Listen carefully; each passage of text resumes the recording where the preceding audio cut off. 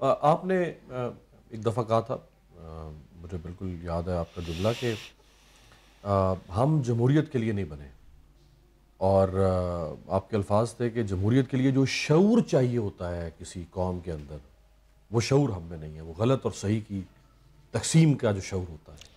یہ تو اب روز روشن کی طرح میری بات کھل کے آ گئی نا۔ چھوٹی چھوٹی باتوں پہ غداری کا مقدمہ، چھوٹی چھوٹی باتوں پہ دہشت گردی کا مقدمہ۔ تو اگر انہیں جمہوریت کا شعور ہوتا تو یہ بیوقوف ایسی حرکتیں کرتے اور ہمارے ووٹوں پہ دشمنیاں پڑ جاتی، آپس میں جانی دشمنیاں پڑ جاتی ہیں۔ یہ جمہوریت کے قابل ہی نہیں یہ ملک۔ تو باشعور لوگوں کی رائے پر جا کر فیصلہ ہوتا ہے جو باشعور ہوں۔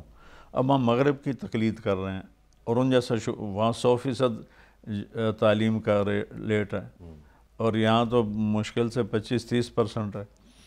تو 70% ہماری آبادی دیہاتوں میں ہے، اور وہاں سسٹم چلتا ہے، قوم کا سسٹم چلتا ہے، راجپوت ہے راجپوتوں کو، یہ میواتی ہے میواتی کو ووٹ دینا ہے، یہ ارائیں ہے ارائیں کو ووٹ دینا ہے، یہ جٹ ہے جٹ کو ووٹ دینا ہے۔ تو یہ کیسے ان کی چوائس سے کیسے اچھے لوگ آ سکتے ہیں؟ پچھلے 75 سال سے تو نہیں ہوا۔